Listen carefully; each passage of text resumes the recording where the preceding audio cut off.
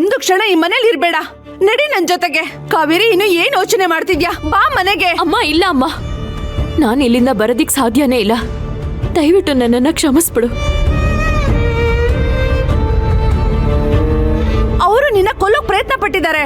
ಮುಂದೆ ನಿನ್ನ ಕೊಂದೇ ಕೊಲ್ತಾರೆ ಕಾವೇರಿ. ನಿನ್ನ ಕೊನೆದಾಗ ಕರಿತಾ ಇದ್ದೀನಿ. ನಿನಗೆ ಈ ಅಮ್ಮ ಅಕ್ಕ ಬೇಕು ಅನ್ನೋದಾದ್ರೆ ಈ ಕ್ಷಣನೇ ಈ ಮನೆ ಬಿಟ್ಟು ನನ್ ಜೊತೆಲ್ ಬಾ. ಇಲ್ಲ ಅಂದ್ರೆ ಈ ಎಲ್ಲ ಸಂಬಂಧ ಇಲ್ಲಿಗೆ ಮುಗ್ದೋಗುತ್ತೆ.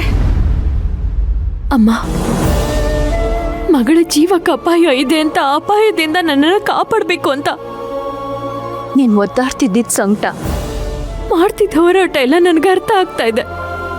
ಆದ್ರೆ ಈಗಿನ ಪರಿಸ್ಥಿತಿನಲ್ಲಿ ನಿನ್ಗೆ ಅರ್ಥ ಮಾಡಿಸೋದಿಕ್ಕೆ ನನ್ನ ಕೈಲಿ ಸಾಧ್ಯ ಇಲ್ಲ ಅಮ್ಮ. ಸತ್ಯ ಹೇಳಿದ್ರೆ ಏನಾಗ್ಬೋದು ಅಂತ ಯೋಚನೆ ಮಾಡಿ ಆಗದನ್ನ ಊಹಿಸ್ಕೊಂಡು ಭಯಪಟ್ಟು ಸತ್ಯನ ಹೇಳ್ದೆ ಮುಚ್ಚಿಡ್ಬೇಕಾಯ್ತು.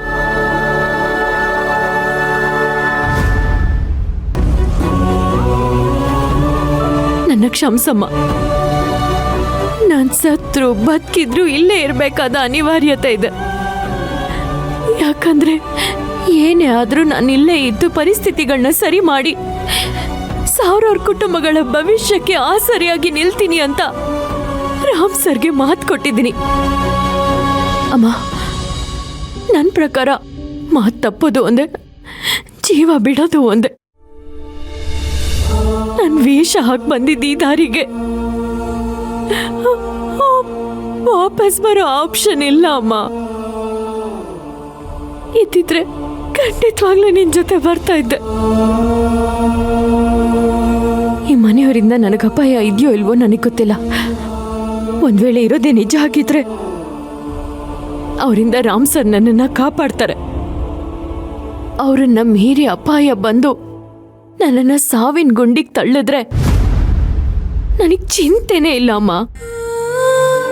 ಯಾಕಂದ್ರೆ ಇಷ್ಟೊತ್ತಿಗಾಗ್ಲೇ ಚಿತೆ ಮೇಲಿರ್ಬೇಕಾಗಿದ್ದ ದೇಹ ಇದು.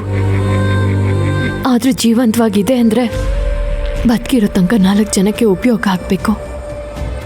ಆ ಕಾರಣಕ್ಕೆ ಈ ಕ್ಷಣಕ್ಕೆ ಯಾರಿಂದನೇ ಸಾವು ಬಂದ್ರು ಅದನ್ನ ನಾನು ಖುಷಿಯಿಂದಾನೇ ಒಪ್ಕೋತೀನಿ.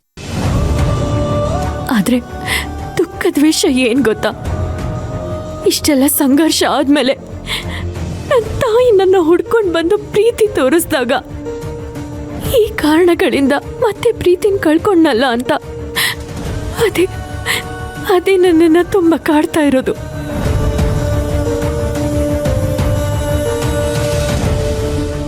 ಮಿಡಿಲ್ ಕ್ಲಾಸ್ ಒಬ್ಬ ಹುಡುಗಿ ರಾತ್ರಿ ಕೋಟ್ಯಾಂತರ ಆಸ್ತಿಗಳಿಗೆ ಯಜಮಾನಿ ಆಗೋದ್ಲು. ಅವಳು ತುಂಬಾ ಅದೃಷ್ಟವಂತೆ ಅಂತ ಎಲ್ರೂ ಅನ್ಕೋತಾ ಇದ್ದಾರೆ.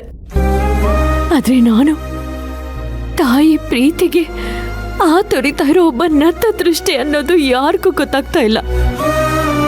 ಆದ್ರೆ ನನ್ ಸಾಯಕ್ಕೂ ಮುಂಚೆ ನಿನ್ ಪ್ರೀತಿ ಒಂದೇ ಒಂದ್ಸಲ ನನಗ್ ತೋರ್ಸಮ್ಮ.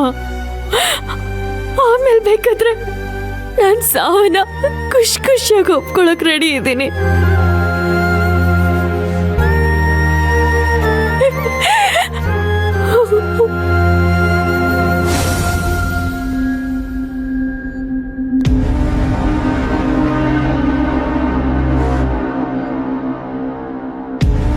ಅರೆ ಅಮ್ಮ, ಅಮ್ಮ ಯಾವಾಗ ಬಂದೆ?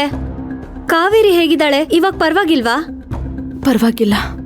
ಸರಿ, ನೀನ್ ಕೂತಿರು, ನಾನು ಕಾಫಿ ತಗೊಂಡ್ ಬರ್ತೀನಿ.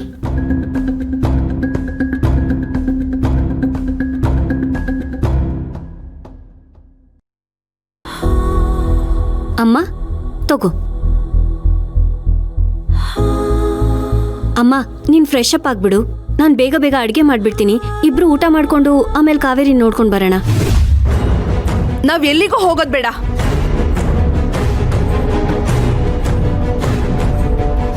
ಯಾಕಮ್ಮ, ಏನಾಯ್ತು? ಪೂರ್ಣಿ ಹೇಳಿದ್ನಲ್ಲ, ನಾವ್ ಎಲ್ಲಿಗೂ ಹೋಗೋದ್ ಬೇಡ, ಯಾರನ್ನು ನೋಡೋದ್